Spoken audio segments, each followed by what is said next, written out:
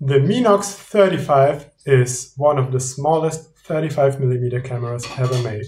Plus, it's one of the latest ever made in Germany. Reason enough to take a look at this little camera. In this instructional video, I will explain you everything you need to know to get going with your Minox 35, 35 GT, ML, PL, EL, GTE, and similar models. Basically, those Minox 35 models are all the same when it comes to using them, so if you happen to have one, check out this video and I'll show you how to use your Minox. First things first. In order to get your Minox 35 ready to shoot, you need to unfold the lens. Here's how.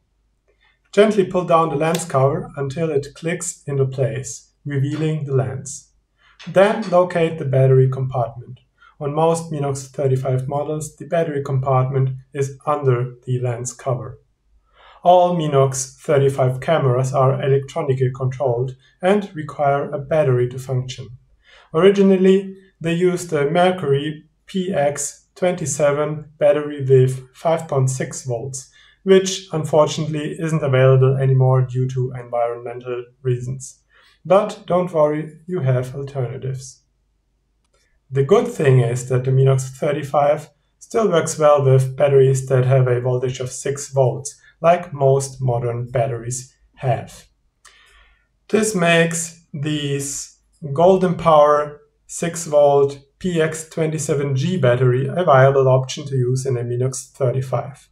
The only problem with this battery is that it's an alkaline battery with a pretty low capacity and a voltage that drops at the end of the battery's life cycle. So with this battery you have to be careful and replace it even sooner than it stops working in order to avoid under or over exposure with your Minox 35. A better option would be to use some kind of adapter together with some SR44 button cells.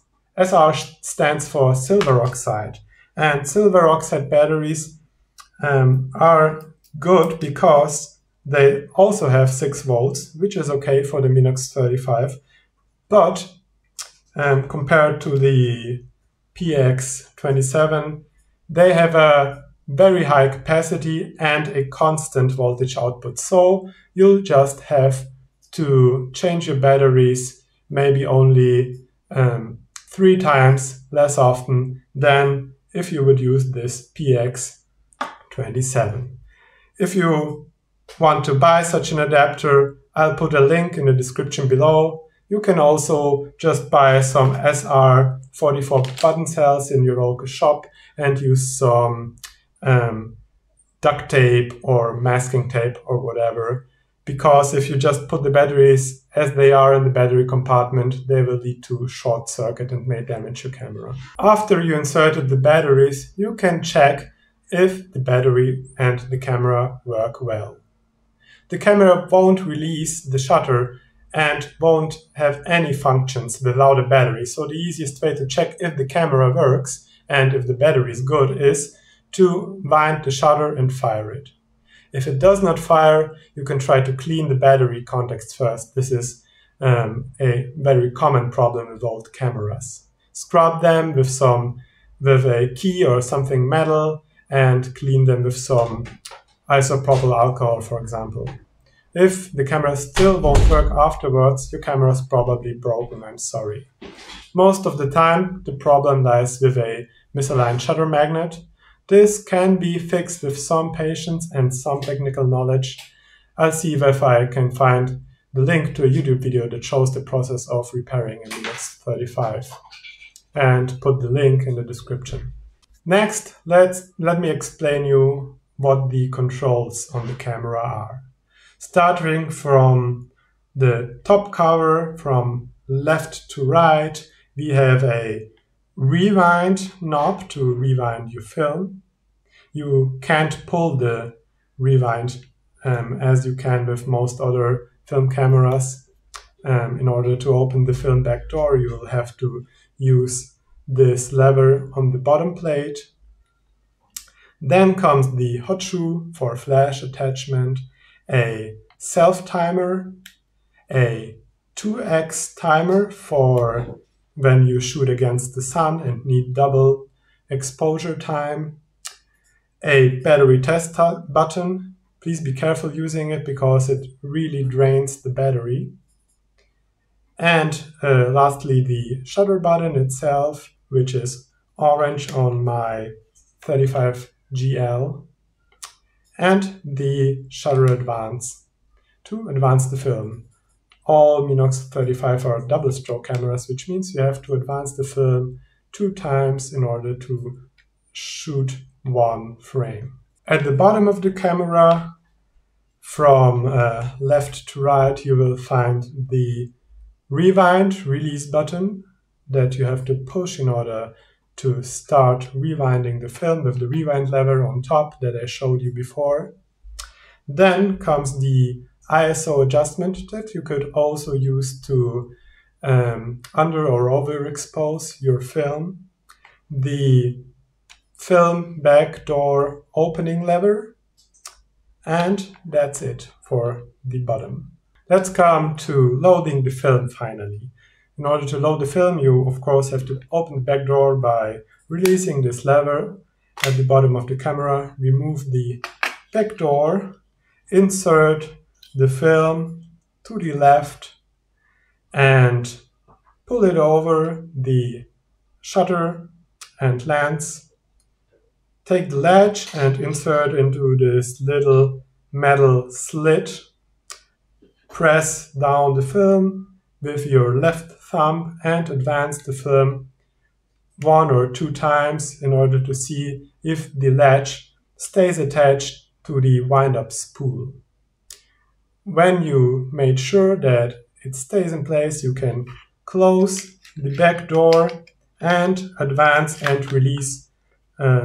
film and release the shutter a couple, 1 or 2 times. And watch out if the rewind knob on the top left is rotating together with your film advancing. If it does, you know that you have probably loaded the film. Now, in order to use the Minox 35, you need to know that it's an aperture priority only camera, which means you set the aperture on the front ring here, and the camera decides which shutter speed to shoot with in order to get proper exposure.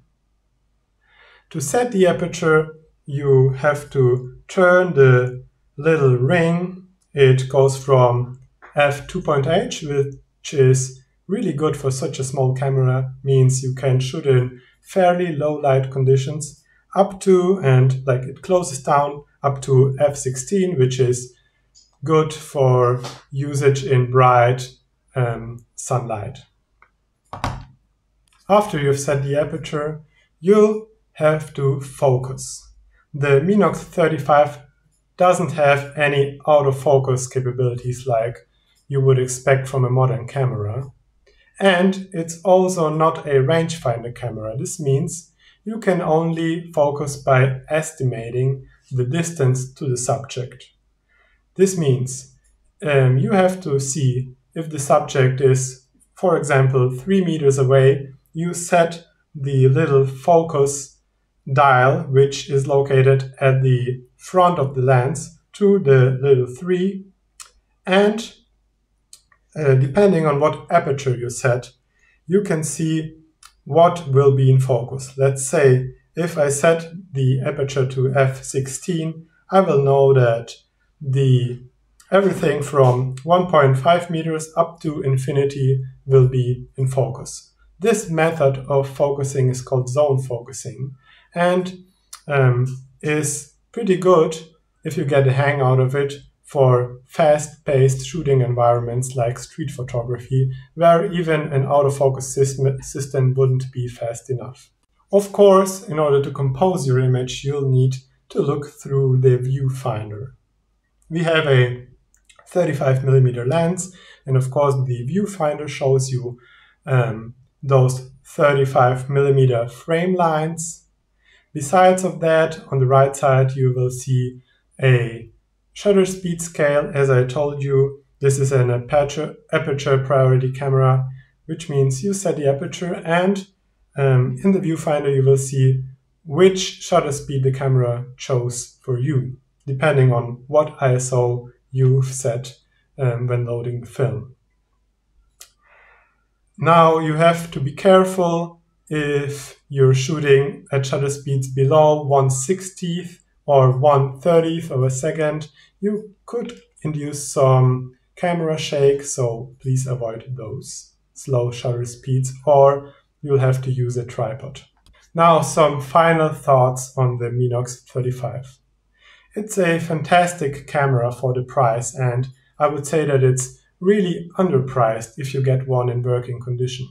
I myself, despite of having lots and lots of cameras, as you can see in the background to choose from, choose to shoot the Minox 35 quite often and probably used it for 5 years in the past as my main camera on the streets. The reason being that it's really compact and still has a high quality lens with an f2.8 aperture, which means great low light capability. And this lens is also really sharp and has great color rendition. Plus, it has some manual controls, like you can set the aperture, but besides of that, it's pretty simple and straightforward. You set the aperture, camera makes the rest, and it's just a fun little camera to use. If you're in the market and looking to buy a Minox 35, make sure that you're buying from a trustworthy dealer or check the camera in person if possible.